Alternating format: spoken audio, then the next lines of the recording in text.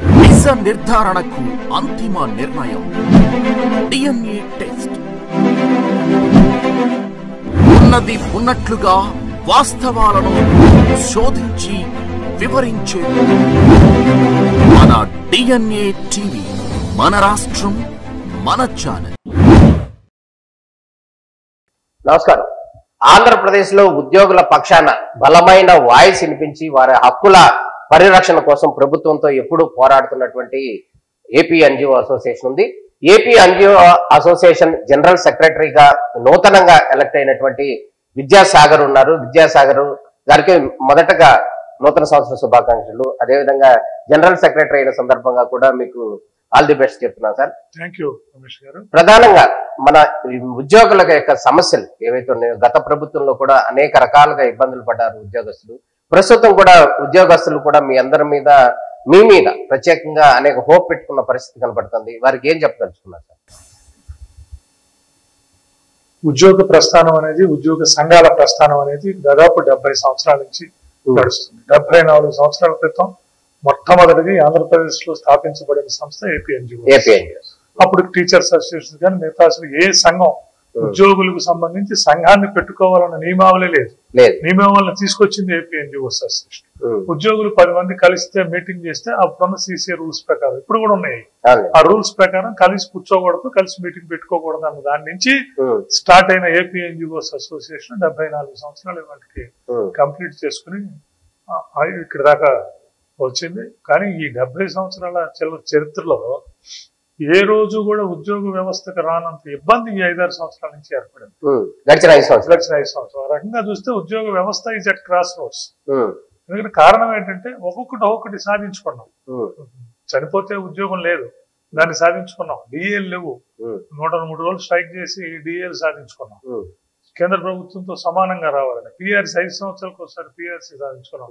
అలాగే లీవులు, మెటర్నిటీ లీవులు, వాళ్ళ ఉద్యోగులు ఏదైతే ప్రివిలేజ్, ఉద్యోగులైనా ఉపాధ్యాయులైనా ఎవరైనా ఆంధ్రప్రదేశ్ రాష్ట్రంలో రాష్ట్ర ప్రభుత్వం కింద పనిచేసే కార్పొరేషన్స్ లో కానీ, మార్కెటింగ్ లో కానీ, గురుకులాలు కానీ ఎవరైనా సరే వాళ్ళు పొందే ప్రతి ప్రయోజనము ఏపీ ఎన్జిఓ సంఘం అనేది తీసుకుని వచ్చిన పరిస్థితి ఉంది. అంటే ఉద్యోగ వ్యవస్థకి అటువంటి ఉన్న పరిస్థితి ఉంది. ఎప్పుడు కూడా మా ప్రివిలేజ్ లేకపోతే ఏదైనా కావాల్సిందో ఇంకోటి డిమాండ్ చేయడం అనేది ఉద్యోగ సంఘాలుగా మా నైజం, మా ధర్మం.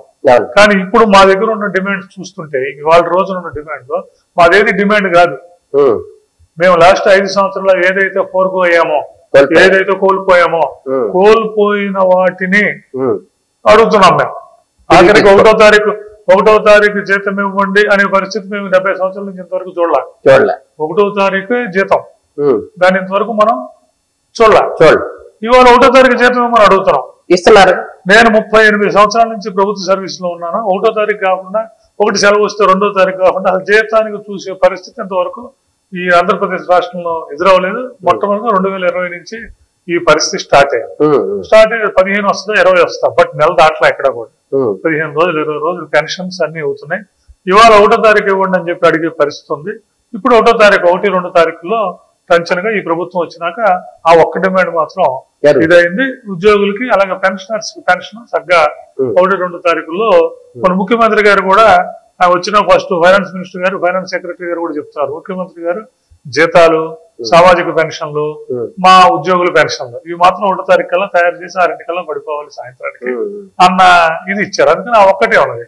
కానీ మీరు అడిగినట్టు రమేష్ గారు, గత 5-6 సంవత్సరాలు మేము వేతన సవరణ, ఎప్పుడు కూడా వేతన అంటే 5 సంవత్సరాలకు 6 సంవత్సరాలకు ఒకసారి ధరలు పెరిగిపోయినాయి. 5 సంవత్సరాల క్రితం ఉన్న ధరల మీద కట్టారు మీరు రేటు మనిషి బతకడానికి.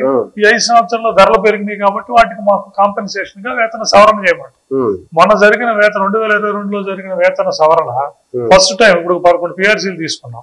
First time in the history of Andhra Pradesh employees reverse PRC వచ్చి, రివర్స్ పిఆర్సీ ఎంప్లాయీస్ అంటే ఎంప్లాయీస్ ఎప్పుడూ లేదు మా ఎంతకు చూడాల, జరిగిందని కూడా.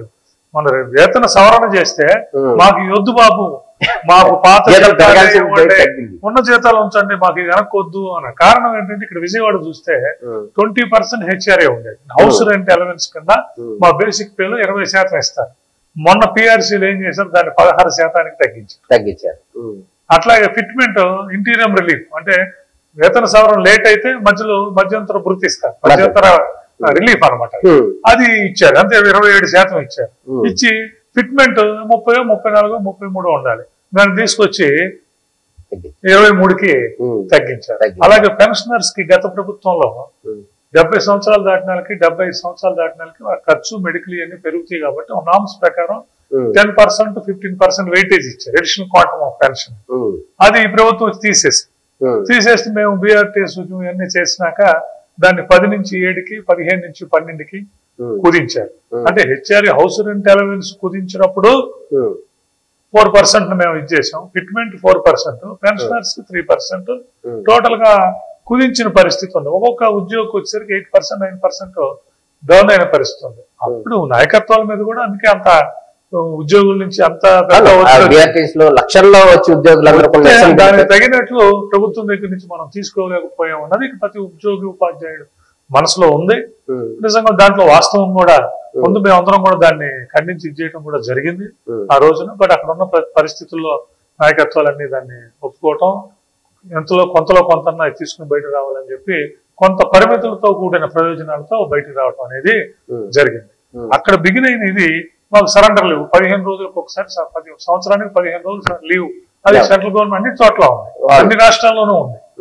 దాన్ని 15 రోజులు అనుకుంటాం. ఇవాళ 2022, 23, 24 మా లీవ్ కట్ అయిపోయింది.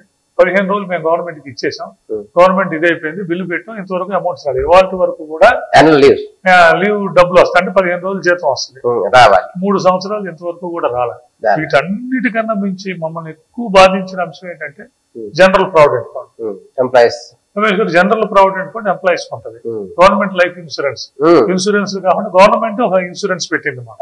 దానికి మేము మంత్లీ సబ్స్క్రైబ్ చేస్తాం, దగ్గర 300 నుంచి 350 కోట్లు మేము సబ్స్క్రైబ్ చేస్తాం. ఇందులో గవర్నమెంట్ కు సంబంధించి ₹1 లేదు, ₹1 లేదు. Government is only A trustee. ఉద్యోగులు ఈ డబ్బులు దాచుకోకపోతే వాళ్ళ పిల్లల పెళ్లిళ్ళకో మెడికల్కో ఇల్లుకో ఒక 30-40 సంవత్సరాల క్రితం ఉద్యోగి బతికే పరిస్థితి కూడా ఉండేది కాదు. అందుకని కాస్త డబ్బులు ఉంటే పిల్లలకి లేకపోతే మెడికల్ ఏమైనా వచ్చినా ఏదైనా ఉంటుంది అనే ఉద్దేశంతో జీపీఎఫ్లు పెట్టి, ఏపీజీఎల్ఏలు పెట్టి, ప్రభుత్వం ఇస్ ద ట్రస్టీ, మేము డబ్బులు వేసుకునేవాళ్ళం. మేము ఈ 50 సంవత్సరాలు మేము చూసింది ఏంటంటే రూల్ ప్రకారం లోన్ పెట్టుకునే హక్కు మాకు ఉంటుంది, 2 ఏళ్ళకు 3 ఏళ్ళకి అట్లా. మేము ఎప్పుడు లోన్ పెట్టుకున్నా మరుసటి రోజు డబ్బులు వచ్చేసాయి. అందుకని ఉద్యోగి అనేవాడు, ఉపాధ్యాయుడు అనేవాడు ఒక భరోసాగా ఉండేవాడు. నా జీపీఎఫ్ లో నేను 10 లక్షలు దాచుకున్నా, ఈవెన్ మేము కూడా అదే అనుకునే వాళ్ళం. ఇబ్బంది ఏం లేదు, 4 లక్షలు కావాలంటే 2-3 రోజుల్లో ఇచ్చేస్తారు. అప్పుడు లోన్స్ కూడా లేవు అన్న ఉద్దేశంతో మేము దీన్ని ముందుకి చేసుకున్నాం. కానీ గత 5 సంవత్సరాల్లో చూస్తే ఈ జీపీఎఫ్ లు మేము పెట్టుకుంటే దానికి లోన్ ఇచ్చే పరిస్థితి లేదు, మెచ్యూర్ అయిపోతే రిటైర్ అయితే డబ్బులు ఇచ్చే పరిస్థితి లేదు, ఇన్సూరెన్స్ మనిషి చనిపోతే డబ్బులు ఇచ్చే పరిస్థితి లేదు, లోన్ పెట్టుకుంటే వచ్చే పరిస్థితి లేదు, రిటైర్ అయితే వచ్చే పరిస్థితి లేదు.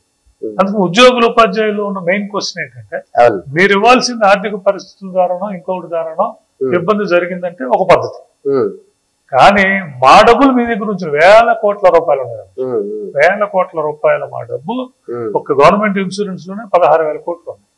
జీపీఎఫ్ లో ఎంత ఉందో చెప్పానండి, ఇదంతా ప్రభుత్వం దగ్గరే ఉంది.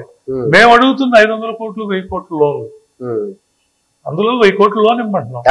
ఇక్కడ ఉద్యోగులు అడుగుతున్న ఇంకో క్వశ్చన్ ఏంటంటే ప్రతి నెల మేము 300 నుంచి 350 కోట్లు కడుతున్నాం, ఒక 6 నెలలకు 2,000 కోట్లు కడుతున్నాం. ఇప్పుడు వరకు ఉన్నది అలా ఉంచినా ఇప్పుడు వచ్చిన డబ్బులన్నా ఇచ్చినా మా లోన్లు తీరిపోతాయి కదా, ఇది ఒకటి మొదలు పెట్టి. అందుకని ఈ 5 సంవత్సరాల పెనుభూతం అనేది ఉద్యోగుల్లో దీన్ని సృష్టించాం.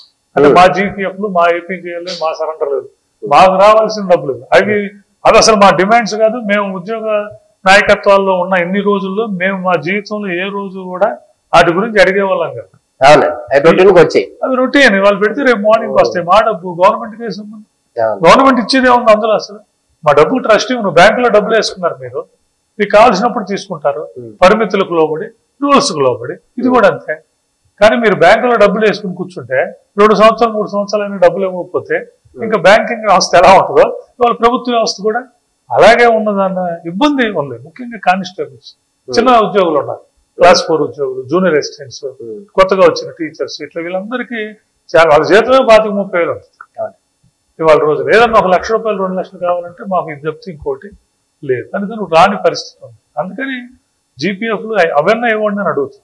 అంటే మేము ఏమడుగుతున్నాం, మా జీపీ మాకు ఏమంటే అంటున్నాం, మా ఏపీజీఎల్ ఏమంటున్నాం, మా సరెండర్లు ఏమంటున్నాం, మాకు కావాలి మా ఏరియర్స్ డిఏలు వచ్చారు, సెంట్రల్ గవర్నమెంట్ ఇస్తే మనం ఇవ్వాలి, డిఏ ఇస్తున్నారు 2 సంవత్సరాలు లేటుకి ఇస్తున్నారు, ఈ 2 సంవత్సరాలు ఏరియర్స్ ఇవ్వట్ల, బకాయిలు ఇవ్వట్ల, ఆ బకాయిలు ఇవ్వండి అని అడుగుతున్నాం.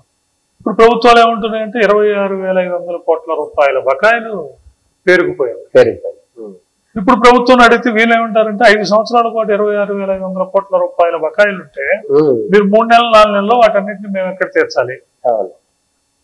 మేమేమంటాం, స్టార్ట్ చేయండి ముందు. 26,500 కోట్లని వాళ్ళు సాయంత్రం చేయలేరు. మీరు వచ్చినాక ఎంతో కొంత మా లోన్లకి వీటికన్నా ఇవ్వాలి కదా, మా డబ్బే కదా. ఇప్పుడు హెల్త్ కి సంబంధించినటువంటి బెనిఫిట్స్ ఏవైతే ఉన్నాయి, ఎంబర్స్మెంట్ ఏదో అది కూడా ఇవ్వట్లేదు అని అంటున్నారు. అంటే యాక్చువల్ గా రమేష్ గారు మాకు హెల్త్ రియంబర్స్మెంట్ ఉండేది ఇది. అంటే మేము డబ్బులు కట్టేసి బిల్లు చేయించుకుని బిల్లు ఇస్తే గవర్నమెంట్ అందులో కొంతవరకు 2 లక్షలు ఖర్చు పెడితే 1,40,000, 1,50,000 అక్కడున్న సిచ్యువేషన్ దీన్ని బట్టి జరుగుతూ ఉండేది. తర్వాత హెల్త్ కార్డు ఒకటి ఇచ్చారు, క్యాష్లెస్ హెల్త్ కార్డ్ అని 2016లో మాకు హెల్త్ కార్డ్స్ ఇచ్చారు. అంటే హెల్త్ కార్డు తీసుకెళ్లిపోతే మన ఇన్సూరెన్స్ కార్డు కనుక మనం తీసుకెళ్తే ఎలాగో ఇది కూడా మనం తీసుకెళ్లిపోతే అయిపోయింది. అందుకు ఇచ్చారు. కానీ ఇందులో కూడా ఇబ్బంది. మేము 300 రూపాయలు పే చేస్తాం, గవర్నమెంట్ 300 రూపాయలు పే చేయాలి, ఇది అగ్రిమెంట్. ఇప్పుడు మా 300 మా జీతంలో కట్ అవుతుంది, గవర్నమెంట్ 300 కడతలేదు. ఈ డబ్బులన్నీ హాస్పిటల్స్ పే చేయాలి. ఇవన్నీ ఇప్పుడు వచ్చిన పుట్టగొడుగులు లాస్ట్ 5 years 6 years లో వచ్చినాయి అన్నమాట. హాస్పిటల్స్ డబ్బులు కడతలే. అంటే మేము ఇచ్చిన 300 కూడా వాడేసుకుంటున్నారు. EHS card, health card, employee health card, employee health scheme అంటాం, దాంట్లో వాడుకుంటున్నారు. ఇప్పుడు హాస్పిటల్స్ ఏమంటారు, మాకు పేమెంట్స్ సరిగ్గా రావట్లేదు, రేట్స్ రివైజ్ చేయట్లేదు, అట్లా పెట్టుంచారు, ఇది మేమేం డబ్బులు కడుతున్నాం, మేము ఇప్పుడు సంస్థను అడగాలి. ఇప్పుడు అయ్యా ఇది వీటన్నిటిలో నాయకత్వాలు కూడా గట్టిగా అడగట్లేదు, గట్టిగా మీద కూర్చోవట్లేదు అన్న భావన ఉద్యోగులలో ఉంది. 2014 నుంచి 2019 వరకు చంద్రబాబు నాయుడు గారు ముఖ్యమంత్రిగా ఉన్నారు, ఇప్పుడు కూడా ఉన్నారు.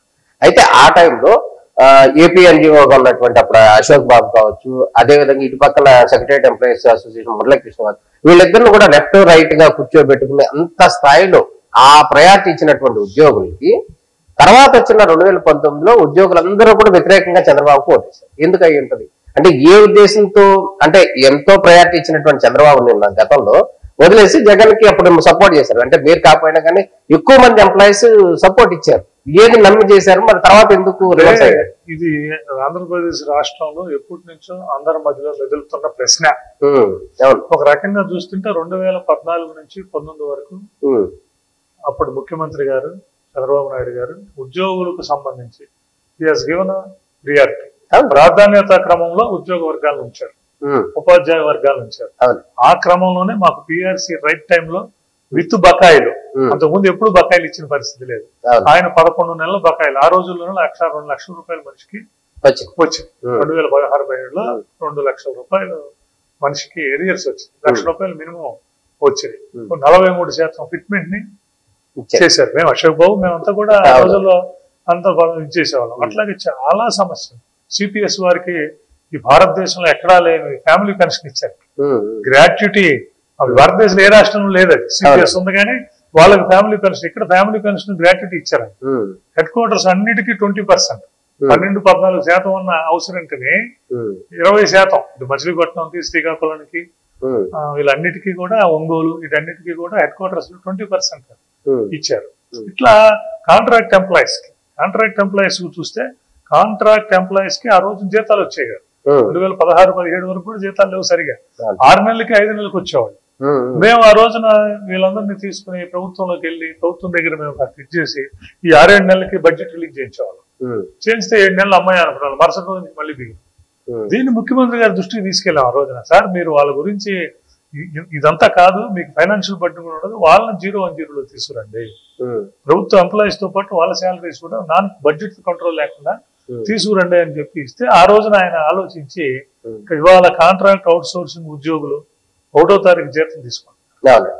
ఎంప్లాయీస్ తో పాటు రెగ్యులర్ ఎంప్లాయీస్ తో పాటు 1వ తారీఖు జీతం తీసుకున్నారు. కారణం బడ్జెట్ లేదు. అంతకుముందు గ్రాంట్ అనేది బడ్జెట్ ఉండేది, ఆ గ్రాంట్స్ బడ్జెట్లు లేకుండా దీన్ని డైరెక్ట్ గా నాన్ కంట్రోల్ 0-1-0 తీసుకొచ్చి, అందుకని మాతో పాటు వాళ్ళకు కూడా ఆటోమేటిక్ గా జీతం పడిపోయే పరిస్థితి. To that extent they are happy. అట్లాగే వాళ్ళకి కాంట్రాక్ట్ అవుట్ సోర్సింగ్ ఉద్యోగులకి ఎంతో కొంత 10-15 అలా పెంచేవాళ్ళు. మేము మాకు వాళ్ళకి ఒకటేసారి వాళ్ళకి 15,000 జీతం వస్తుంది, మాకు 50,000 వస్తుంది. మాకు 43 ఇచ్చి వాళ్ళకి మీరు 20-10 ఇస్తే వాళ్ళు ఏం బతుకుతారండి అంటే వాళ్ళకి 50% ఇచ్చారు. అంటే మేము 43% తీసుకుని ఉద్యోగ సంఘాల నాయకులుగా గర్వంగా చెప్తున్నాం. మేము 43 తీసుకున్నాం. కాంట్రాక్ట్ అవుట్ సోర్సింగ్ ఏ రోజు డెవలప్ అయ్యారు. మేము దాన్ని 50% పెంచుకోగలం. 50% అంటే వాళ్ళ జీతం 50%, మాకు 43% పెరిగితే వాళ్ళకి 50% పెరిగిన పరిస్థితి వచ్చింది. ఇట్లా ప్రతి ఒక్క అంశంలోనూ ఉద్యోగుల్ని, అలాగే రాజధాని ఉద్యోగులు చూసుకుంటే 5 day వీక్ ఇవ్వడం, రాజధాని హెచ్ఓడిలో ఉన్న ఉద్యోగులందరికీ 30% హెచ్ఆర్ఏ హెడ్ క్వార్టర్, 20% అవ్వాలి విజయవాడ, గుంటూరు. కానీ హైదరాబాద్ హెచ్ఆర్ఏనికి అక్కడ హెచ్ఆర్ఏకి వాళ్ళకి కంటిన్యూ అవుతుంది. అది అందుకే ఈ ఆఫీస్ లో కూర్చున్న హెచ్ఓడి ఎంప్లాయీ, స్టేట్ ఎంప్లాయీ 30 తీసుకోండి, పక్కన ఉన్న జిల్లా ఎంప్లాయీ, మండల ఎంప్లాయీ 20 తీసుకోండి. మా వాళ్ళు కూడా అడుగుతారా, మనకు ఇద్దరం ఒక చోట ఉంటున్నాం, మనం 20 ఏంటి వాళ్ళ 30 ఏంటంటే వాళ్ళు to that extent they are in loss. Bifurcation వల్ల విజయవాడలో వచ్చిన ఉద్యోగికి ఏమి ఇబ్బంది లేదు, ఈ జిల్లాలో వచ్చిన ఉద్యోగికి ఇబ్బంది లేదు. ఇబ్బంది ఎవరికి వచ్చింది? హెచ్ఓడి సెక్రటరీ వాళ్ళకి వచ్చింది.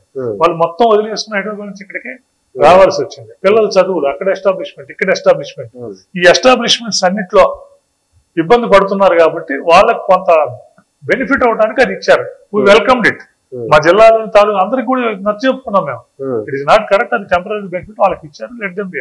30% ఇచ్చారు, 5 day వీక్ ఇచ్చారు, ట్రైన్ ఫెసిలిటీ కల్పించారు. ఇట్లా చెప్పుకుంటూ పోతే ఇవన్నీ మా ఆధ్వర్యంలోనే, ఏపీఎన్జిఓ అసోసియేషన్ ఆధ్వర్యంలోనే. అప్పుడు అశోక్ బాబు గారు మేమంతా ఇద్దాం, దాన్ని ముఖ్యమంత్రి గారి దగ్గర 1-2 అలా వెళ్ళి ఒకటి అన్ని చేసుకుంటూ వచ్చాం.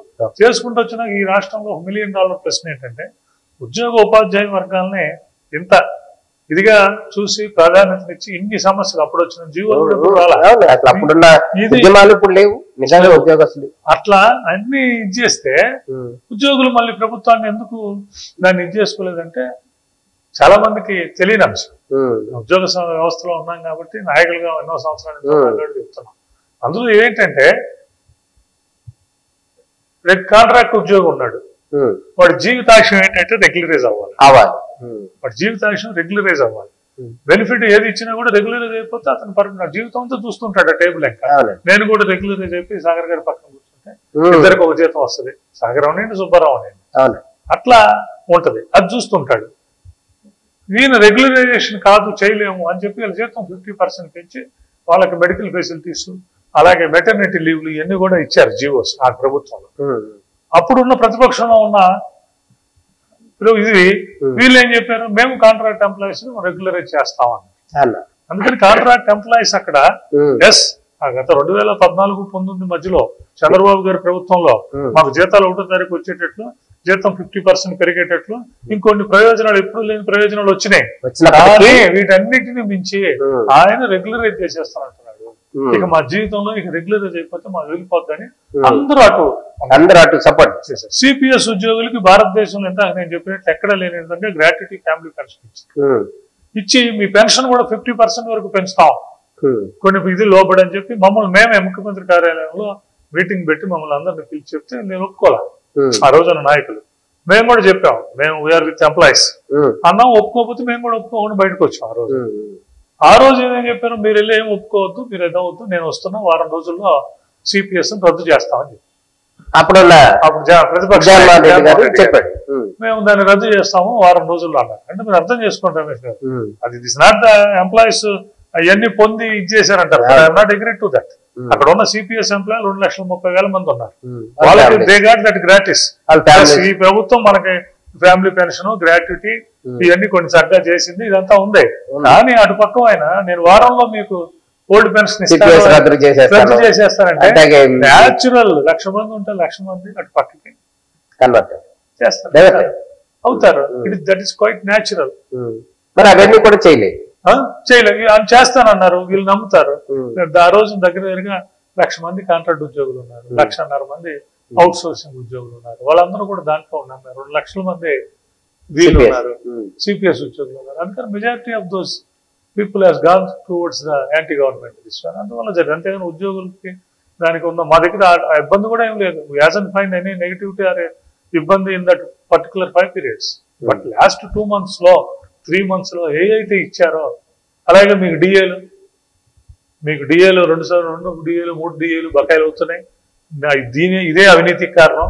ఉద్యోగులకు సంబంధించిన డిఏలు ఇవన్నీ ట్యాన్కి ఇచ్చేస్తే అసలు ఉద్యోగులు అవినీతికే ఉంటారని చెప్పి జగన్మోహన్ రెడ్డి గారు చెప్పారు. ఆ రోజు చెప్పి ఉన్నారు. మనం కూడా దానికి ఇచ్చేసాం. పిఆర్సీ నేను రాగానే మీకు వేతన సవరణ ఇస్తాను.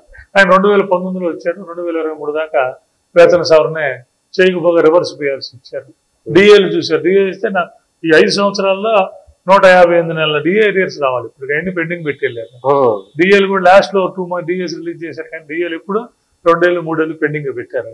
అందుకని వీటన్నిటికీ ప్రజలు చేస్తారు అన్న నమ్మకంతో వెళ్ళిపోయారు, ఉద్యోగులు కానీ ఉపాధ్యాయులు కానీ. ఆయనకంటే చంద్రబాబు గారే బెటర్ అనుకుని అప్పుడు చంద్రబాబు గారు 70% చేసినా ఈయన అంటున్నారు కదా. అందుకని మనకి లైఫ్ లాంగ్ సెటిల్ అయిపోతుంది అటు వేశారు. ఇప్పుడు ఇవన్నీ గత 5 సంవత్సరాల్లో ఏది తేలని పరిస్థితి, ఏది ఇవ్వని పరిస్థితి. సిపిఎస్ ఉద్యోగులకు మరీ ఇదిగా వారికి నేను సిపిఎస్ వారంలో రద్దు చేస్తా అన్నారు. తర్వాత కమిటీ అన్నారు. తర్వాత ఇంకోటి అన్నారు. లాస్ట్కి వచ్చి జీపీఎస్ నేను తీసుకొస్తున్నాను. కనీసం ఉద్యోగ సంఘాలతో ఆ జీపీఎస్ ని చర్చించి ఏదన్నా చేసే పరిస్థితి కూడా లేదు. ఎవరికి చెప్పకుండా అక్కడ ఆ అసెంబ్లీలో ఇది పెట్టేసుకున్నారు. ఇప్పుడు ఉద్యోగులకు సంబంధించి, ఉద్యోగ సంఘాలకు సంబంధించి గత ప్రభుత్వంలో ఆల్మోస్ట్ కొంతమంది తప్ప అందరూ ఇబ్బంది పడ్డారనేది అందరికి తెలిసిన విషయం. ఎందుకంటే కనీసం అపాయింట్మెంట్ కూడా ఇవ్వలేదు అనే పరిస్థితి ఉంది. అట్లాంటిది ఏమన్నా మీకు ఉందా సార్? అదే కాకుండా మీ దగ్గర ఉన్నటువంటి ఒక వ్యక్తి ఆయనకి సపోర్ట్ గా ఉన్నారా? కూడా కాదు. ముఖ్యమంత్రి గారితోనూ మిగతా వాళ్ళతోనూ అంతకుముందు పీరియడ్ లో ఉద్యోగ వ్యవస్థకి మంచి అప్రోచ్ ఉంది. అందరికి ఉంది. దానికి AP NGO association main pillar గా ఉంది. ఆ అప్రోచ్ తోనే చాలా వరకు తెచ్చుకుంది. దాన్ని మించిన ఇది ఆశించారు ఉద్యోగం. ఎలా అయితే డిమాండ్స్ వస్తాయని ఆశించారో ఇంకా బాగా ఉంటారు అని ఆశించారు. ఇంతకుముందు రాజశేఖర రెడ్డి గారి పీరియడ్ అన్ని చూస్తున్నాం. ఇది ఒకటే కాదు, కిరణ్ కుమార్ రెడ్డి గారు, రాజశేఖర రెడ్డి గారు, అంతకుముందు చంద్రబాబు నాయుడు గారు, అంతకుముందు ఉన్న వాళ్ళందరి పీరియడ్ లో మేము ఉద్యోగ సంఘాల నాయకులుగానే చేసాం. అందుకని కొంత ఆలోచన చేసి ఇది బాగుంటుంది అన్న ఉద్దేశంతో ఇటు పక్క. అసలు ఉద్యోగ సంఘాలకు సంబంధించి ఇంతవరకు కూడా ఉద్యోగ సంఘాలు వాళ్ళ సమస్యలు వాళ్ళు ప్రభుత్వంతో మాట్లాడుకుంటారు అనేది సహజం. కానీ ఇప్పుడు 2024-25 వచ్చేసాం. 2012-13 టైంలో అసలు సమైక్య ఆంధ్ర ఉద్యమం అనేది తీవ్రంగా వచ్చింది.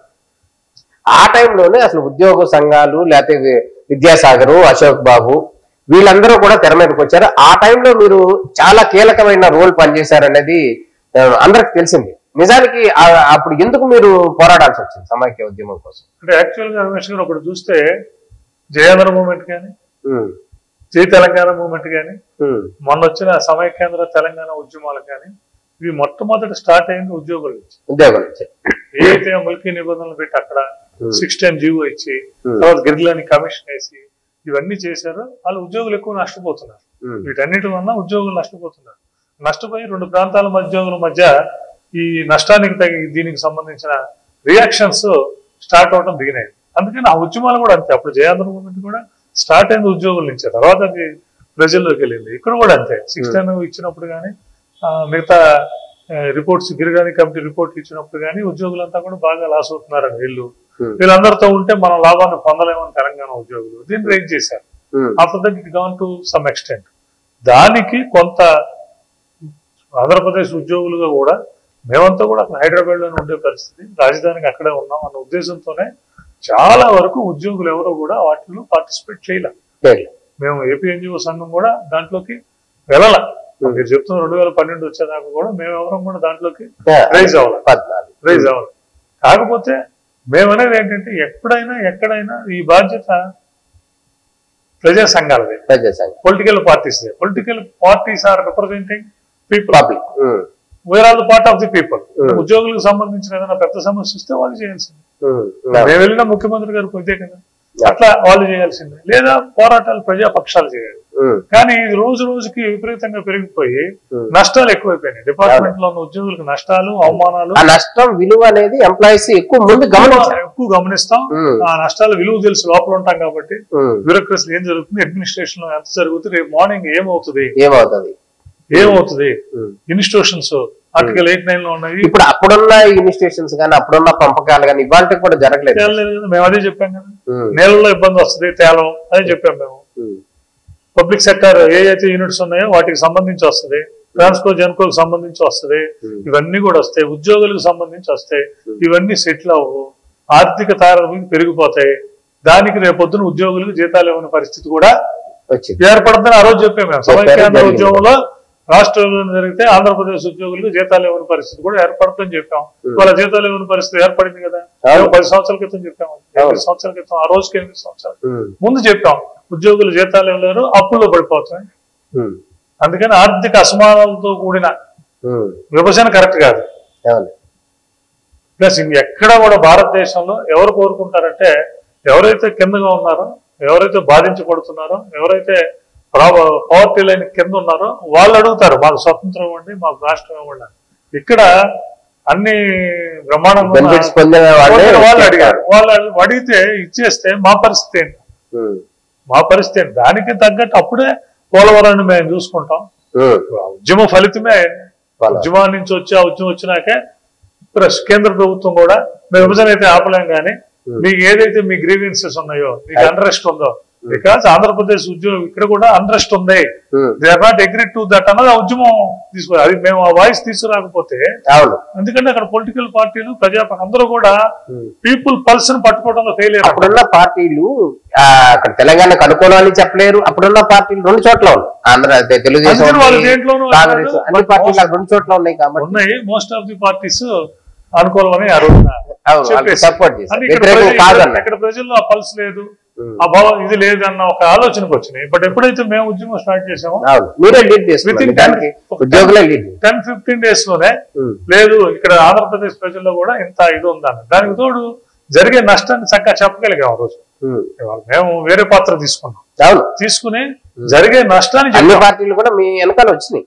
జరిగే నష్టాన్ని చెప్పాం. ప్రజలకి నష్టం జరుగుద్ది, ప్రాజెక్టులకి నష్టం జరుగుద్ది, డబ్బుకి నష్టం జరుగుద్ది. 55,000 కోట్లు అక్కడ హైదరాబాద్ కే ఇన్కమ్ ఉంటుంది, ఇక్కడ ఇన్కమ్ లేదు. 85% వ్యవసాయం మీద ఆధారపడి జీవించే రాష్ట్రంగా ఆంధ్రప్రదేశ్ మిగిలిపోతుంది అని చెప్పాం. దీని ఇన్ఫ్రాస్ట్రక్చర్ తీసుకోకపోతే ఇబ్బంది పడతామని చెప్పాం. మొత్తం ప్రాజెక్ట్స్ అన్ని అటు ఒకటి ఇటు, తూర్పున ఒకళ్ళు, పడమర ఒకళ్ళు, ఆ ఒడ్డు రైట్ ఒకళ్ళు, లెఫ్ట్ ఒకళ్ళు పంచుకోవాల్సిన పరిస్థితి ఏర్పడుతుంది అని చెప్పాం. మేము ఏదైతే చెప్పాం, ప్రాజెక్టుల మీద పోలీసులు పెట్టుకుని కొట్టుకునే పరిస్థితిని చూసాం. మనం ఏదైతే అప్పులైపోతారన్నారో అప్పులైన పరిస్థితిని చూసాం. ఉద్యోగులకు జీతాలు రావని చెప్పాము, ఉద్యోగులకు జీతాలు రాని పరిస్థితిని చూసాం. మేము ఏదైతే చెప్పామో అవన్నీ జరిగినాయి. ఇప్పుడు ఆ విభజన సందర్భంలో ఎవరైతే ఆంధ్ర ప్రాంత ఉద్యోగులు ఉన్నారో వాళ్ళందరూ కూడా ఇప్పుడు హెచ్ఓడి సెక్రటేరియట్ లో వచ్చారు. వాళ్ళు వచ్చిన సందర్భంలో మీరు గవర్నమెంట్ కొన్ని ఫెసిలిటీస్ కూడా ఇచ్చారు. వాళ్ళకు కూడా ఇళ్ల స్థలం ఇస్తామని చెప్పి గతంలో చెప్పారు. వాళ్ళు కూడా చాలా మంది కూడా రిటైర్ అయిపోతున్న పరిస్థితి కనబడుతుంది కదా. ఈ నేపథ్యంలో మీరు స్థానిక ఎన్జిఓ నేతగా వాళ్ళ సమస్యలు కూడా ఏమైనా చర్చించే అవకాశం ఉందంటారు? యాక్చువల్ గా ఎన్జిఓ నేతగా ఉద్యోగులందరికీ కూడా, ఎందుకంటే ఉద్యోగులు వ్యాపారము వ్యవహారము ఇంకొకటి చేయలేరు. 5-10% వేరే వేరేగా చేసుకుంటారేమో, but officially we are not suppose to do anything. Only morning కింద ఉద్యోగానికి సంబంధించి వేరే వ్యాపకం అనేది లేదు. జీతం వచ్చి 30,000, 40,000, 50,000 వస్తుంది, వాటితో బతికే పరిస్థితి ఉండదు. కొంచెం సీనియర్ అయితే కాస్త ఎక్కువ వస్తుంది, వాడి వరకు అడిగి సరిపోయే పరిస్థితి ఉంది.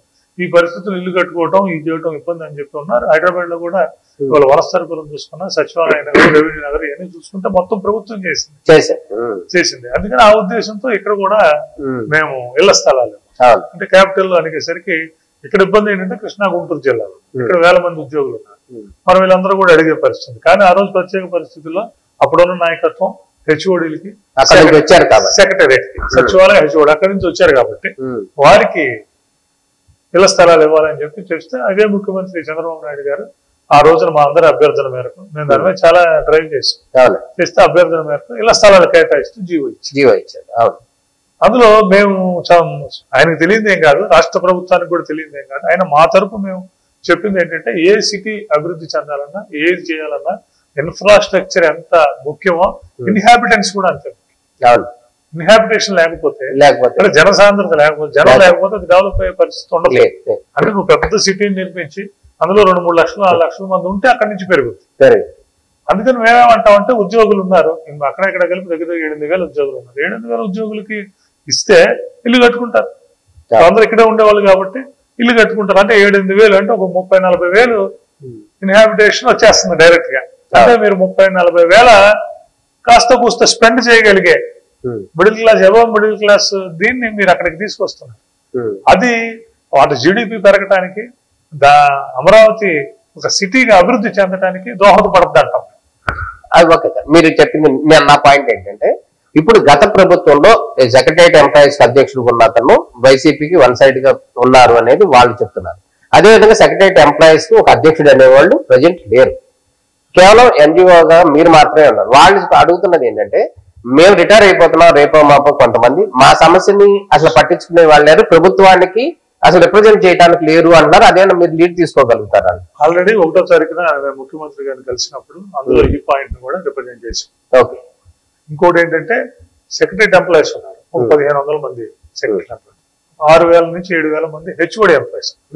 సెక్రటరీ ఎంప్లాయీస్ సెక్రటరీ అసోసియేషన్ కింద పనిచేస్తారు. HOD head of the department లో పనిచేసే డైరెక్టరేట్లు, కమిషనరేట్లు ఇవన్నీ ఉన్నాయి. మొత్తం వీటన్నిటిలో పనిచేసే ఉద్యోగులు అందరూ కూడా ఏపీఎన్జిఓ అసోసియేషన్ ఫస్ట్ నుంచి. అందుకని హెచ్ఓడి అంతా మా దగ్గర ఉంటుంది, సెక్రటేరియట్ అంతా వాళ్ళ దగ్గర ఉంటుంది. అందుకని పోయినసారి కూడా మురళీకృష్ణ గారు మేము అందరం కలిసి మా 7000 మంది ఆ రోజునున్న వాళ్ళు 1500 మంది 8500 మందికి ఇవ్వమని చెప్పి ఉద్యమం ఏమి చేయలేదు. But we got a good decision with ప్రభుత్వాన్ని మీరు తీసుకెళ్ళగలిగాం, సమర్థవంతంగా తీసుకెళ్లి కన్విన్స్ చేయించి జీవో రిలీజ్ చేయించాం. తర్వాత వచ్చిన ప్రభుత్వం అసలు రాజధాని లేదు, ఇంకా ఉద్యోగులకు ఇల్లు అంటే ఇస్తే కొత్త రాజధానికి వెళ్ళాలి కదా, ఇక్కడ లేదని చెప్పి ఆ కాన్సెప్ట్ పోయింది. ఉద్యోగులు కూడా దాని గురించి పట్టించుకోవాలి. అసలు రాజధాని నువ్వు తీసుకెళ్లిపోతాం, ఉగాదికి తీసుకెళ్తాం, సంక్రాంతికి తీసుకెళ్తాం, శివరాత్రికి తీసుకెళ్తాం అన్నప్పుడు రాజధానిని ఇంకా ఇక్కడ ఈ సైట్ గురించి ఎవరిని అడుగుతాం? అందుకని దాని గురించి లేదు. ఇప్పుడు మళ్ళీ ప్రభుత్వం మారటం, ఈ ప్రభుత్వం రావటం, రాజధాని ఇదేనని చెప్పడం, కేంద్ర ప్రభుత్వం ఇది చేయటం, రాజధాని అభివృద్ధి పదంలో ముందుకు వెళ్ళడం జరుగుతుంది. ఇప్పుడు మా అనిశ్చితికి తెరపడింది.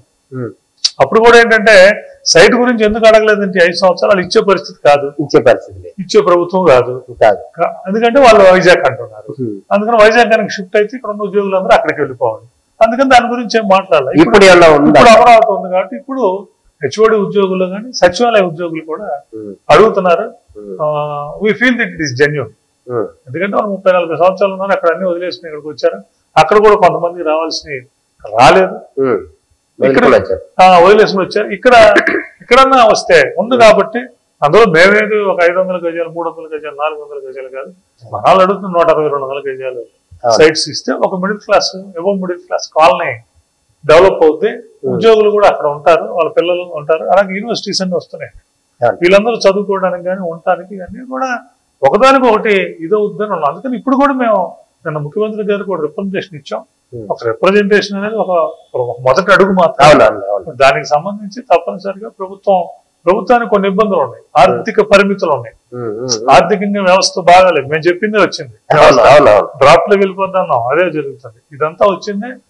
ఇవి ఆర్థిక పరిస్థితికి భిన్నమైన డిమాండ్స్.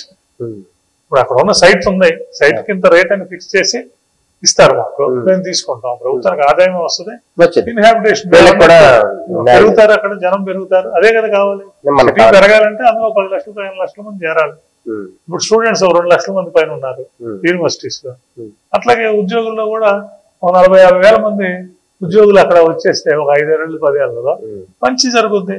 అంటే రాజధానిని డెవలప్ చేయాలంటే ఇటువంటివన్నీ ఉండాలన్నది మా వాదన, మా ఆలోచన. అందుకని ఆ ఆలోచనకు తగినట్లు ముఖ్యమంత్రి గారు కూడా ఇదేంటంటే ఇది డిమాండ్ లేకపోతే వెళ్ళి కూర్చునేది కాదు. Requesting our chief minister. మేము ఎవరిని అడుగుతాం? రాష్ట్ర ప్రభుత్వ ఉద్యోగులు. మేము వెళ్ళి వేరే వాళ్ళని ఎవరు అడిగే పరిస్థితి లేదు. ఏదున్నా రాష్ట్ర ప్రభుత్వాన్ని అడగాలి.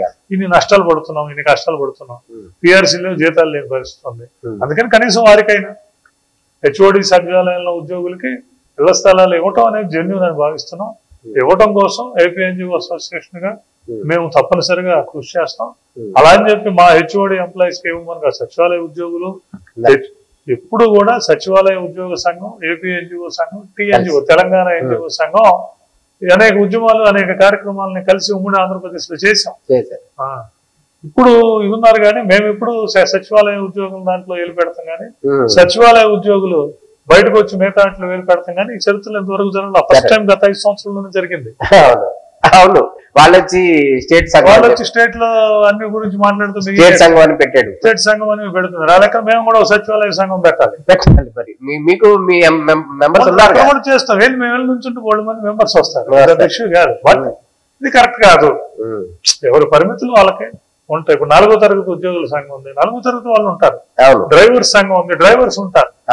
ఎన్జిఓ సంఘం ఎన్జిఓస్ ఉంటారు. సెక్రటరీ సంఘం సెక్రటరీ వాళ్ళు ఉంటారు. ఉండాలి. అంతే.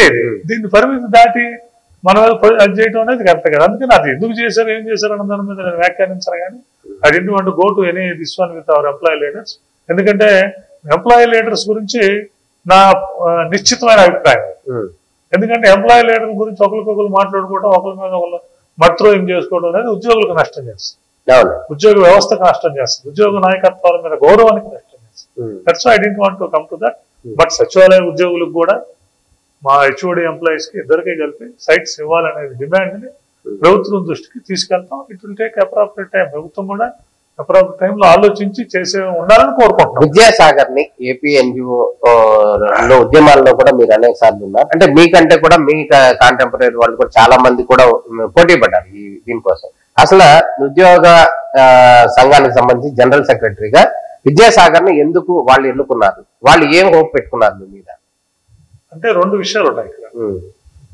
లాస్ట్ టైం ఎప్పుడు కూడా మనం ఏదన్నా ఉద్యమం చేస్తే ఉద్యమానికి సన్నాహాలు చేసేవాళ్ళం మేము. ఎందుకంటే దాదాపు 35 సంవత్సరాల నుంచి, నేను 30 సంవత్సరాలు పైబడి ఉన్నాను. ఉద్యమానికి 2 నెలల ముందు నుంచే సన్నాహం చేసేవాళ్ళం, మీటింగ్స్ పెట్టేవాళ్ళం, గేట్ మీటింగ్స్ పెట్టేవాళ్ళం, అన్ని చోట్లకి వెళ్ళేవాళ్ళం. చేసి తర్వాత బస్సులు అందరు ప్రజల దగ్గరికి వెళ్ళి, మిగతా వాళ్ళ దగ్గరికి వెళ్ళి గ్యాదర్ చేసి, ఎంప్లాయీస్ మా ఇన్స్టిట్యూషన్స్ కి వెళ్ళి, మా గవర్నమెంట్ దీంట్లో ఫంక్షనరీస్ అధికారుల దగ్గరికి వెళ్ళి, అయ్యా మేము ఇలా ఉద్యమం చేస్తున్నాం మీరు చేయండి అని అడిగేవాళ్ళం. అట్లా తీసుకుని వచ్చేవాళ్ళం. దేనికోసం? మా ప్రయోజనాల కోసం. ఇప్పుడు ఏం జరిగింది? మా ఉన్న ప్రయోజనాలు పోతున్నాయి. కొత్త రావడం సంగతి తర్వాత, నో డిమాండ్స్. ఇప్పుడు అంతా కూడా సంరక్షించుకోవడమే. అందుకని ఉన్నవి పోతున్నాయి, జీతం రాని పరిస్థితి వస్తుంది. ఇదేంటని చెప్పి ఉద్యోగులందరూ ఉద్యోగ నాయకత్వాన్ని అడిగే పరిస్థితి. నాయకత్వాలు సరిగా స్పందించలేదనేది పూర్తిగా ఉద్యోగుల్లో ఉన్న భావన.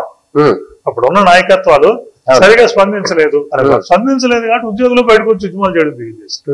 మీకు గుర్తుంది లేదా, జిల్లా హెడ్ క్వార్టర్స్ అందరి ముందు, కలెక్టర్ ఆఫీసుల ముందు టీచర్స్ అందరూ పెద్ద ఎత్తున ధర్నాలు చేశారు. అవే జేఏసీలు పేర్కొనే వాళ్ళ ఇవన్నీ చేశారు. పెద్ద ఎత్తున సోషల్ మీడియాలో ఇది చేశారు. చేస్తే పిఆర్సీ అప్పుడు వీళ్ళు చాలా వీటికి ఒప్పుకుని వచ్చేసారు. 10 సంవత్సరాల పిఆర్సీకి, ఎడిషనల్ క్వాంటంకి ముందు ఒప్పుకుని ఓకే చేసుకుని వచ్చారు. వచ్చి బయటకు వచ్చినాక ఉద్యోగ ఉపాధ్యాయులు మేమందరం కూడా చెప్పాము, దిస్ నాట్ కరెక్ట్, మీరు ఎందుకు చేసుకొచ్చారని. అప్పుడు మళ్ళీ చేసుకున్న దాన్ని మనం తెలుగు భాషలో చెప్పాలంటే తూచ్ అన్నట్లు మనం చేసుకున్న దాన్ని వదిలి చేసుకుని మళ్ళీ ఉద్యమంలోకి వచ్చాం. అంటే ఇది ఉద్యోగ ఉపాధ్యాయుల విషయం. అది ఒక నాయకత్వం వెళ్ళి ప్రభుత్వంలో ఓకే చేసుకుని బయటకు వస్తే వాళ్ళని తిరగలేని పరిస్థితి తీసుకొస్తే అప్పుడు మళ్ళీ ఉద్యమానికి పిలుపునిచ్చారు. ఉద్యమానికి కూడా పెద్ద ఎత్తున మద్దతు వచ్చింది. ఆ ఉద్యమం మలిపే BRTS. అవును, ఆ రెండోసారి చేసిన మేము ఉద్యమంలో ఉద్యోగ నాయకులు లేకుండా ఆఖరికి కాలిచ్చింది జేఏసీలు అప్పుడు దాంట్లో లేదు, ఇచ్చింది మేమే అంతా ఉండి BRTS అంతా ఇక్కడ మొత్తం అన్ని జేఏసీలు కూడా నాకే దానికి సంబంధించిన బాధ్యతలన్నీ అప్పచెప్పడం, ఇది సంబంధించిన బాధ్యతలు మేమే ఇక్కడి నుంచి బయలుదేరాలి, ఇవన్నీ కూడా జరిగినాయి. కానీ దానికి ఏ ఉద్యోగ సంఘం గాని, ఏ ఉద్యోగ నాయకత్వం గాని చేసిన ఏర్పాట్లు గాని, చేసిన ప్రచారం గాని, లేకపోతే తీసుకురావటం గాని, టార్గెట్ ఏమీ జరగల. అసలు ఉద్యోగ నాయకులు గాని, ఉపాధ్యాయ నాయకులు ఉన్నారు, వాళ్ళ పిలుపుని ఇచ్చారు. బట్ వీటితో ఏమీ సంబంధం లేకుండా ఎక్కడికక్కడ వాలంటీర్ గా ఉద్యోగులు ఉపాధ్యాయులు అందరూ కలిసి చాలా మారు వేషాల్లో వచ్చి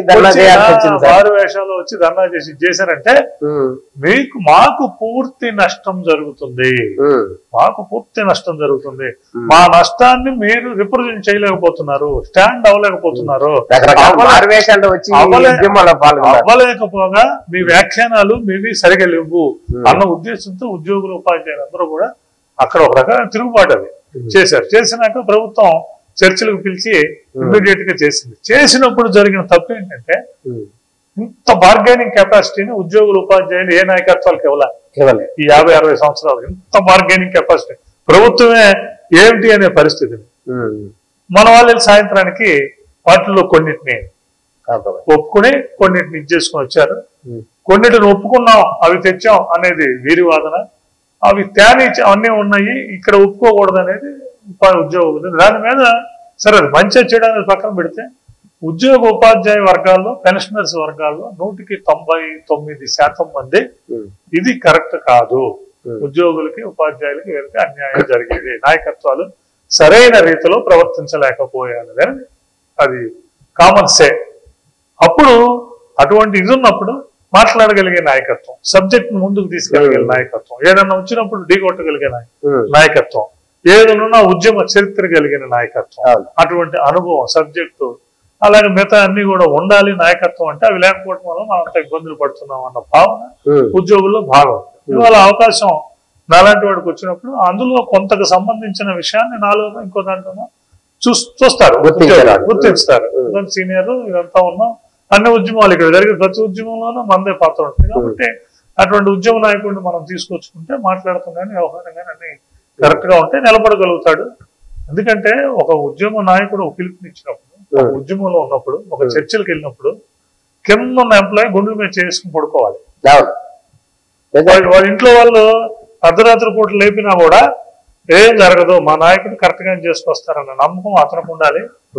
నేను బయటకు వస్తే, నేను ఇది కాదని బయటకు వస్తే, నేను పొద్దున్నే పిలుపునిస్తే నిద్రపోయిన వాళ్ళు లేచిన వెనకాల నుంచి ఉంటాడన్న నమ్మకం నాయకత్వం ఉండాలి.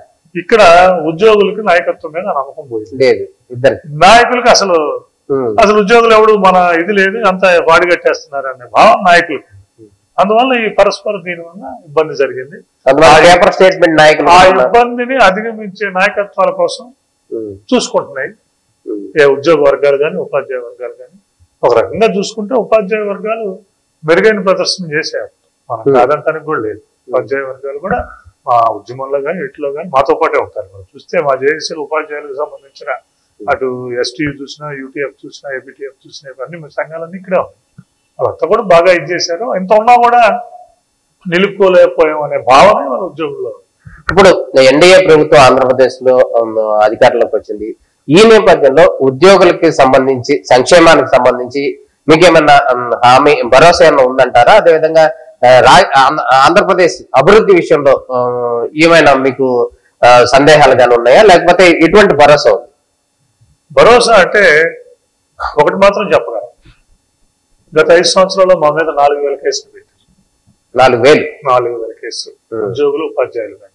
ముఖ్యమంత్రి గారు అధికారికంగా ప్రకటించారు అసెంబ్లీలో, ఉద్యోగుల మీద 4,000 కేసులు ఉన్నాయి, వాటన్నింటినీ రివ్యూ చేసి తొలగిస్తామని. 4,000 కేసులు పెట్టారు ఉద్యోగులు. ఎప్పుడు లేదు ఈ 60-70 సంవత్సరాలు మేము ఎప్పుడు చూడలేం. మా 35 సంవత్సరాల జీవితంలో మేము చూడలేదు, ఎప్పుడూ లేదు. ఎక్కడన్నా ఒక రేర్ సంఘటన జరిగి పెట్టినే ఉంటాయి కానీ లేదు, అటువంటిది జరిగింది.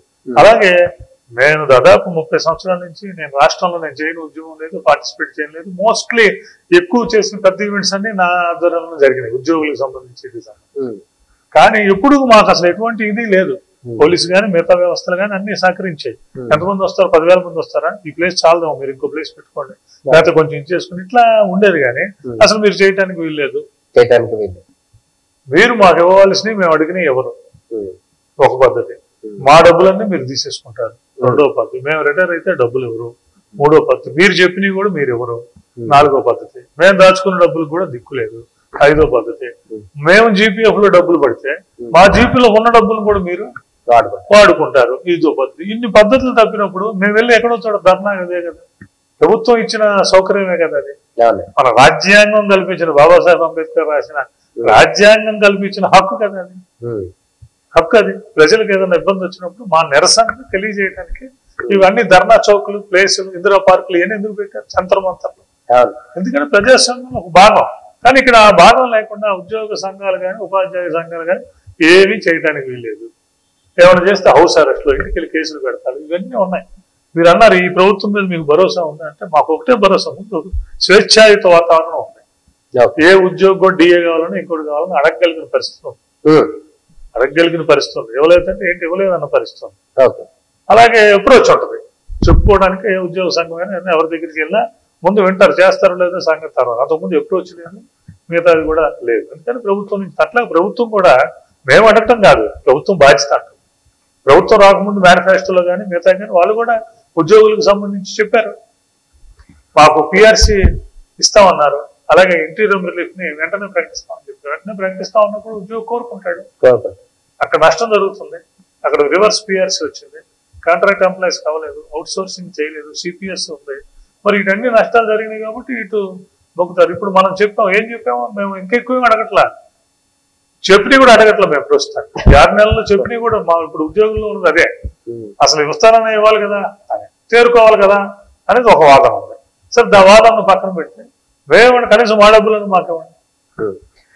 మొన్న మీరు బాధ్యతలు చేపట్టిన సందర్భంలో కొంతమంది మాట్లాడిన సందర్భంలో సాగర్ అనేవాడు మా మనిషి, అదే విధంగా మా ప్రభుత్వానికి అనుకూలంగా ఉంటాడు, అనేక సందర్భాల్లో కూడా సపోర్ట్ గా ఉన్నాడు అనే మాటలు కొంతమంది మాట్లాడారు. అది నిజం అబద్ధం పక్కన పెడితే గతంలో కూడా కొన్ని ఉద్యమాలు జరిగినప్పుడు ఉద్యోగ సంఘాల నాయకులు ఎవరైతే ఉన్నారో వాళ్ళు కొంతమంది ప్రభుత్వానికి బాగా సపోర్ట్ చేశారు ఇంటర్నల్ గా అనేటటువంటి అపవాదం ఉంది.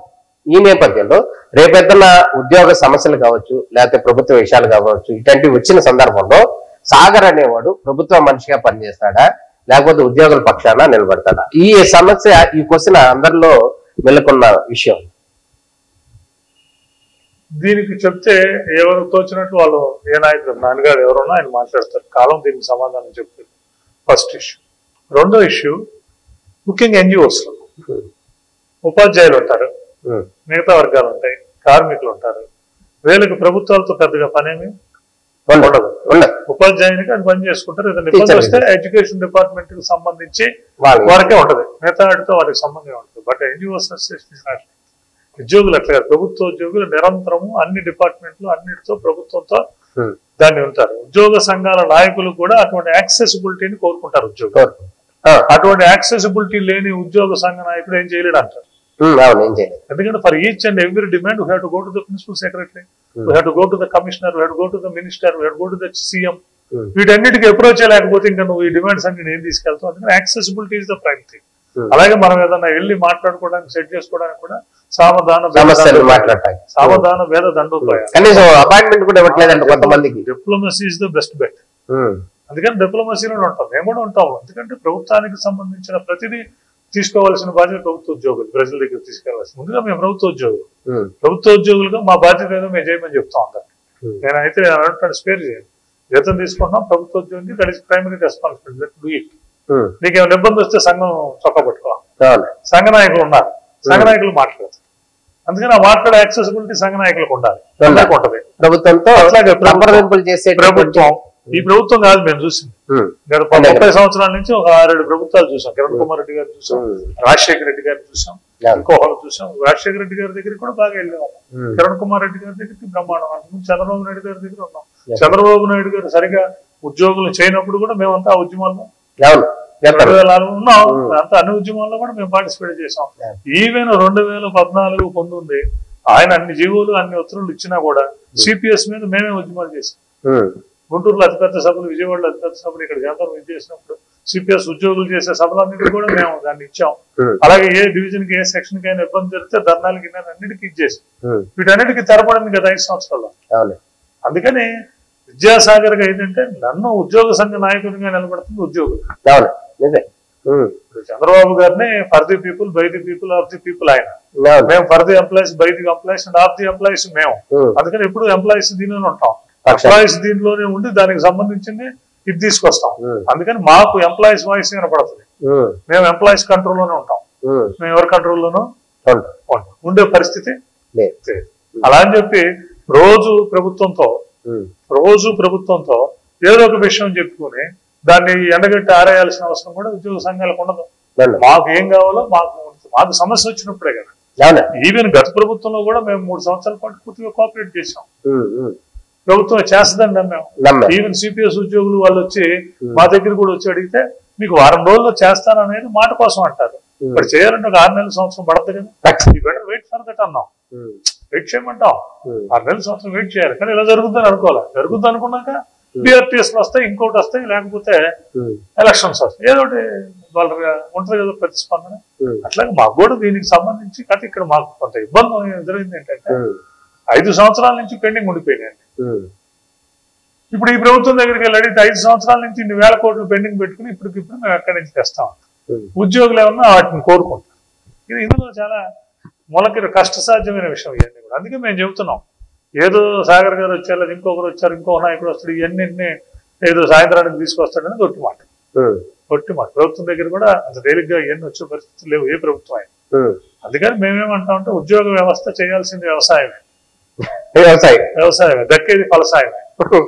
వ్యవసాయం చేస్తే ఫలసాయం ఎట్ట దక్కుద్దో ఇప్పుడు మేము కూడా దానికి సంబంధించి మీరు చెప్తున్న మిగతాయి మాట్లాడటం కానీ, అప్రోచ్ కానీ, డిప్లొమసీ కానీ, ఫైట్ కానీ, ఇదంతా వ్యవసాయంలో భాగమే. ఇదంతా వ్యవసాయంలో భాగమే. ముందు దున్నతో దున్నకుండా ఇత్తనాలు చల్లరగా ఇథనాల్ జల్లినాక కదా కోత వచ్చేది. అందుకని ఎవరైనా నుండి సాగర్ గారు కోత కోస్తాడో లేదంటే సాగర్ గారు ముందు విత్తనాలు జల్లుతాడు, దున్నుతాడు, విత్తనాలు జల్లుతాడు, వ్యవసాయం చేస్తాం, చేసినాక ఫలం వస్తుంది. ఇప్పుడు 35 ఏళ్ల సుదీర్ఘ ఉద్యమంలో మీకు సంతృప్తి ఇచ్చినటువంటి అంశాలు ఏమైనా ఉన్నాయంటే 1-2 మాకు చెప్తారు. సంతృప్తి ఇచ్చిన అంశాలంటే మమ్మల్ని ఎక్కువగా ఇక్కడ కట్టుపడే అంశం ఏంటంటే నాకు అనేక వ్యాపకాలు ఉన్నాయి, అనేక మంచి ఇవి ఉన్నాయి. వాటన్నిటి మీద నాకు ప్రకృతి మీద కానీ మిగతా వాటి మీద ఎన్విరాన్మెంట్ మీద వీటి మీద మంచి ఇంట్రెస్ట్ ఉంది. బుక్స్, సాహిత్యం అన్నిటి మీద ఉంది. కానీ వీటన్నిటికన్నా ఎక్కువ టైం దీన్ని స్పేర్ చేస్తాం. We are passionate for service. చిన్నప్పటి నుంచి కాస్త లెఫ్ట్ ఓరియంటెడ్ ఉంటుంది కాబట్టి వీఆర్ ప్యాషనేట్ ఫర్ సర్వీస్. ఆ సర్వీస్ చేసే ఉద్యోగ వ్యవస్థలో ఉన్నాం కాబట్టి ఆ సర్వీస్ చేసే అవకాశం ఉద్యోగ సంఘాల నాయకత్వం ద్వారా ఆ సర్వీస్ చేసే అవకాశం. కానీ దీంట్లో చూస్తే కొన్ని లక్షల మందికి సంబంధించి లక్షల మందికి సంబంధించిన పిఆర్సీలు, వేతన సవరణలు అవి ఒక రకంగా జనరల్ టాపిక్స్. కొన్ని చోట్ల ఒక 2000, 3000, 5000, 10,000 మంది ఉద్యోగుల భవిష్యత్తు మా చేతిలో కొన్ని సందర్భాలు ఉంటది. ఆ భవిష్యత్తును మేము మా దగ్గరికి వచ్చాం. మన తెలివితేటలతోనో, మన నాయకత్వ పట్టికతోనో, మన వాదన ప్రతితోనో, మనకున్న గుడ్విల్తోనో, సంఘంకున్న గుడ్విల్తోనో వాటిని పరిష్కరించినప్పుడు మంచి సంతృప్తి కలిగి. అట్లాగే ప్రతిరోజు ఉద్యోగ సంఘాల నాయకులుగా అన్ని డిపార్ట్మెంట్లు, అన్ని కార్యాలయాలు అన్ని మా దగ్గర ఉంటాయి కాబట్టి ఉద్యోగులు మిగతా వాళ్ళందరూ కూడా రోజు అనేక సమస్యల మీద మా దగ్గరికి వస్తుంటారు. ఎందుకంటే మీరు ఇంకొకరు ఎవరైనా చేస్తారు, ప్రజాప్రతినిధులైనా వాళ్ళైనా చేస్తారు.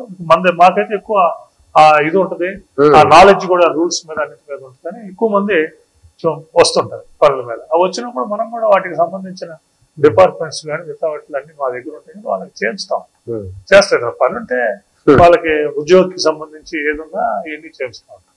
అవి రోజు అట్లా ఒక 20 మంది 30 మందికి కొన్ని 100,000 మందికి పాలసీ మ్యాటర్స్ మీద ఇవన్నీ చేసేసరికి ఇవన్నీ మనకి అట్రిబ్యూట్ అవుతా ఉంటాయి. ఒక సంతృప్తి అనేది వస్తూ ఉంటుంది. కిక్ అంటారా, అది వస్తుంది. అది ఇఫ్ యూఆర్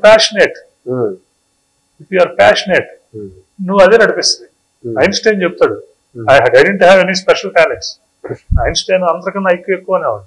నాకు స్పెషల్ టాలెంట్ ఏమి లేదు, ఐఎమ్ ప్యాషనేట్లీ క్యూరియస్ అంటాడు. నాకు తెలుసుకోవాలన్న తపన ఎక్కువ, అంతేగా నాకు టాలెంట్ ఏం లేదు. ఆ తపన నన్ను ఇక్కడ తీసుకొచ్చింది.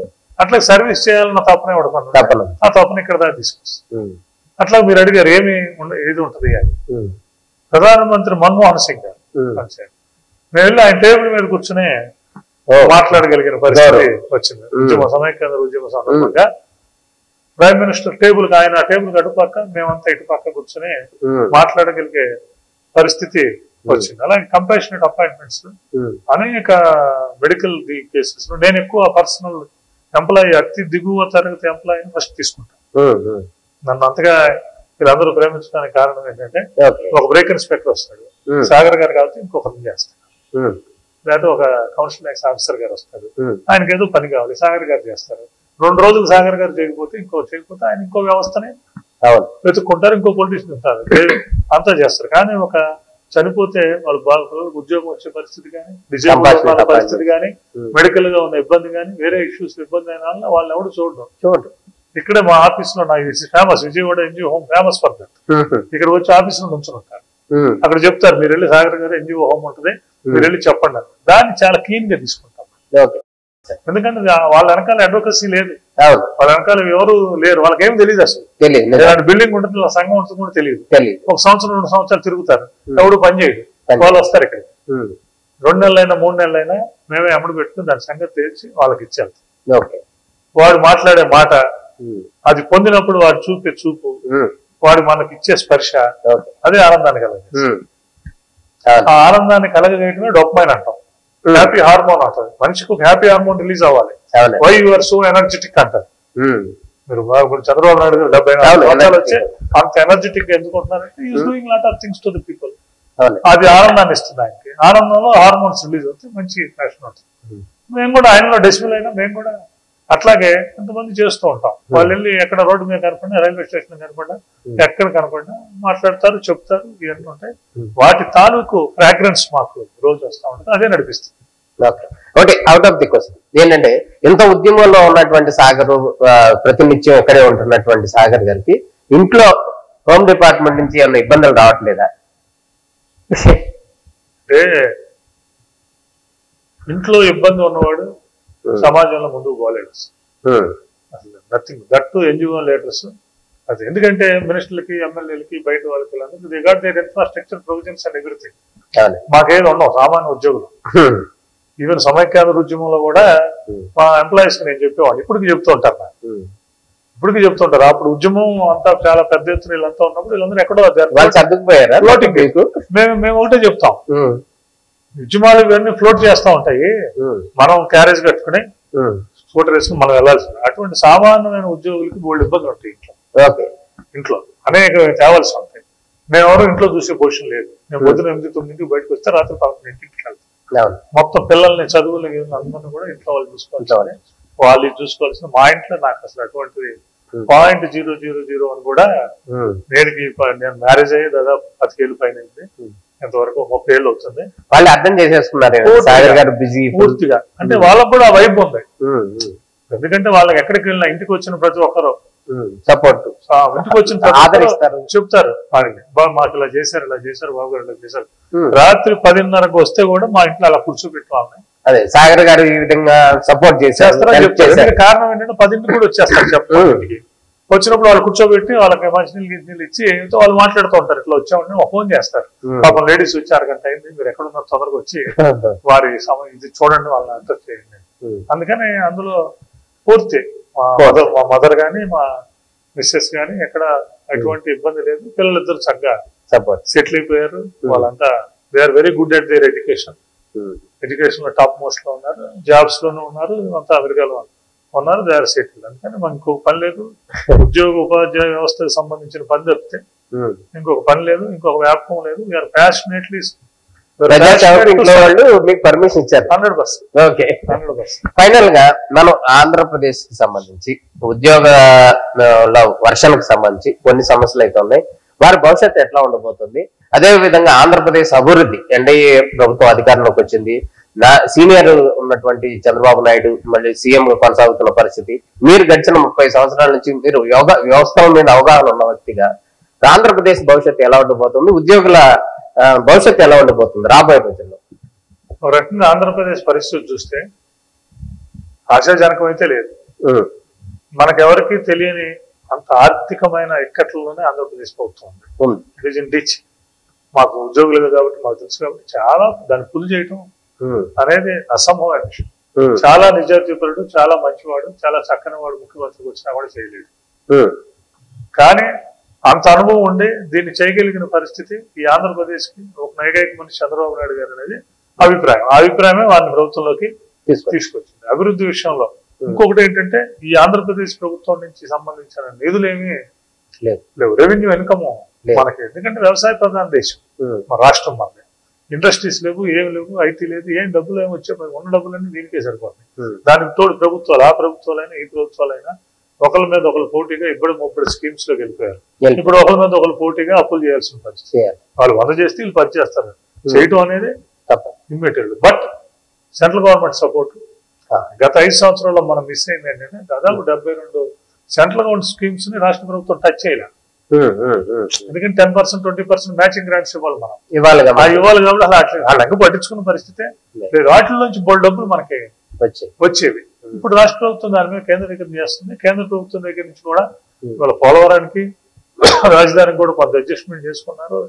అలాగే రైల్వేస్ దీనికి, రోడ్లు దీని మార్గాలకు కూడా వాళ్ళే అన్నింటినీ తీసుకొచ్చే పరిస్థితి ఉన్నారు. తీసుకురాగలిగిన సామర్థ్యం, తీసుకొచ్చే రాజకీయ పరిస్థితి, తీసుకురాగలిగిన అనుభవం, అలాగే ఇండస్ట్రీస్ రావాలి, ఎంటర్ప్రెన్యూర్స్ అన్ని రావాలి. ఆ ఎంటర్ప్రెన్యూర్స్ తేగలిగిన కెపాసిటీ ఉన్న చీఫ్ మినిస్టర్ భారతదేశంలో నిస్సందేహంగా ఆయన. అందువల్ల ఆయనకు కూడా కష్టసాధ్యం అంటారు. But you can only do the things. అందుకని మనం దాని మీద ఇచ్చేసి ఈ 5 సంవత్సరాల్లో మంచి జరగాలని, మంచి జరిగే విధంగా ఉద్యోగులు పనిచేయాలని కోరుకుంటాం. ఉద్యోగులకు సంబంధించి కూడా అప్హిల్ టాస్క్ మాకు మాత్రం రావాల్సినవి ఉన్నాయి. అది ఒక 6 నెలలు ఉంటారు, 8 నెలలు, 9 నెలలు, 10 నెలల నుంచి మళ్ళీ మా అందరూ కూడా ఇచ్చేస్తారు. ఇప్పటికే ఇబ్బందులు పడుతున్నారు. ఇందాక నుంచి నేను చెప్పినట్టు ఆ ఇబ్బందులన్నీ తీర్చడం వారి ఇబ్బందులు వారికి ఉన్నప్పటికీ ఇప్పుడు ఫీజు రీయింబర్స్మెంట్ చేయలే, ఇప్పుడు చేశారు. రైతులకి ప్యాడీ ప్రొక్యూర్మెంట్ చేసినప్పుడు డబ్బులు ఇవ్వలే, ఇప్పుడు ఇస్తున్నారు. అమరావతి రైతులకి ఇది ఇవ్వలే, ఇప్పుడు చేస్తున్నారు. పోలవరానికి డబ్బులు లేవు, ఇప్పుడు తెచ్చారు చేస్తున్నారు. రాజధాని ఆపేశారు, ఇప్పుడు తెచ్చారు చేస్తున్నారు. అందుకని మీ లేకపోయినా మీ గుప్పిట్లోంచి అన్ని జారుతున్నాయి కాబట్టి ఆ జారే వాళ్ళలో ఉద్యోగుల్లో కూడా పెట్టుకోమని రాష్ట్ర ప్రభుత్వాన్ని అడుగుతున్నాం. మేము రిక్వెస్టింగ్ ద స్టేట్ గవర్నమెంట్. అందుకని మీరు అందుకే కాదు, మేము కూడా 6 నెలలు అయింది ఇప్పటికి, ఇంతవరకు మేము సరిగా వాయిస్ చెప్పింది కూడా లేదు. కారణం ఏంటంటే ఇబ్బందుల్లో ఉంది, వాళ్ళు సర్దుకోవడానికి ఒక 6 నెలలు 7 నెలలు పడుతుంది. లెడ్డంబి కానీ ఇప్పుడు జనంలో భయం మొదలవుతుంది ఏంటంటే 6 నెలలైన సంవత్సరాలైనా మనం అడగకుండా వదిలేస్తే వాళ్ళు పూర్తి ఇబ్బందుల్లో ఉన్నారు కాబట్టి ఆయన కొంత ఇది ఉద్యోగుల మీద వాటి మీద బాగా అవగాహన కొంత చేద్దామన్న సానుకూల దృక్పథం ఉందనేది ఉంది మనసుల్లో.